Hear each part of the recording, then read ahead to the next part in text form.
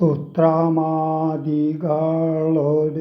പത്മസംഭവൻ നിജ ഭർതൃശാസന മരുൾ ചെയ്തുടൻ കൃതാർത്ഥനായി സത്യലോകവും പുക്കു സത്വരം ധരിത്രിയും അസ്തസന്താപമതി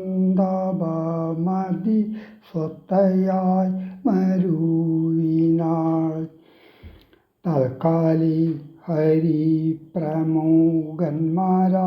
വിഭൂതന്മാർ ഒക്കവേ ഹരിരൂപധാരികളായരല്ലോ.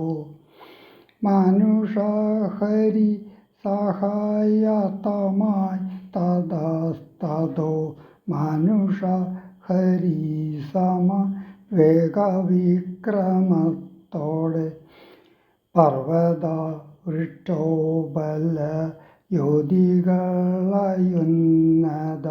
പർവ്വത തുല്യ ശരീരന്മാരായി അനാരദം ഈശ്വരം പ്രതീക്ഷ്യമാണന്മാരായി പ്ലവേഗ വൃന്ദേശ്വരന്മാരും ഭൂവി സുഖിച്ചു വാണാരല്ലോ.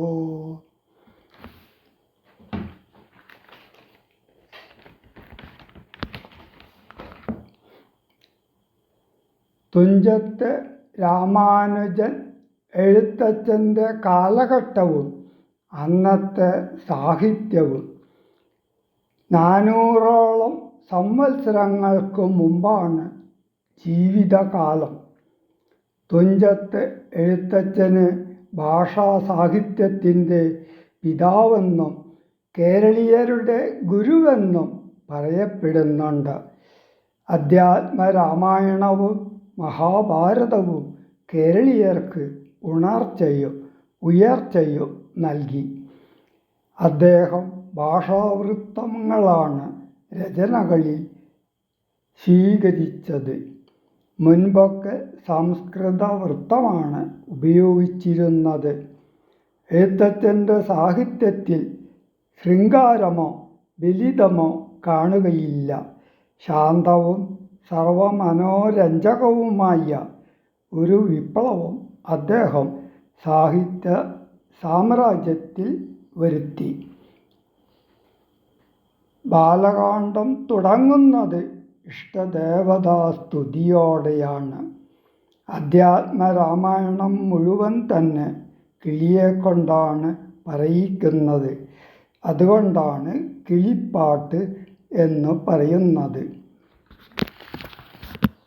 രാവണവധത്തിനു ശേഷം അയോധ്യയിലെത്തി ശ്രീരാമാഭിഷേകം കഴിഞ്ഞ് ശ്രീരാമൻ രാജ്യം വാണരുളുമ്പോൾ ഒരിക്കൽ ശ്രീരാമൻ്റെയും സീതയുടെയും അരികിലെത്തുന്ന ഹനുമാനോട് ശ്രീരാമതത്വം ഉപദേശിക്കാൻ ശ്രീരാമൻ്റെ നിർദ്ദേശമനുസരിച്ച് സീതാദേവി ശ്രീരാമതത്വം ഉപദേശിക്കുന്നു.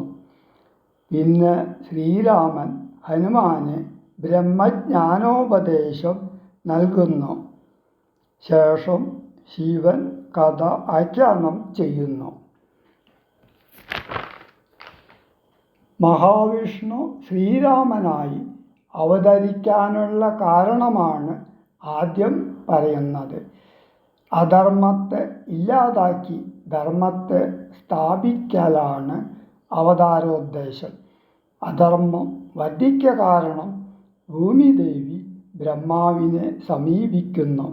ബ്രഹ്മാവ് മഹാവിഷ്ണുവിനെ സ്തുതിക്കുകയും ദുഃഖങ്ങൾ അവതരിപ്പിക്കുകയും ചെയ്യുന്നു.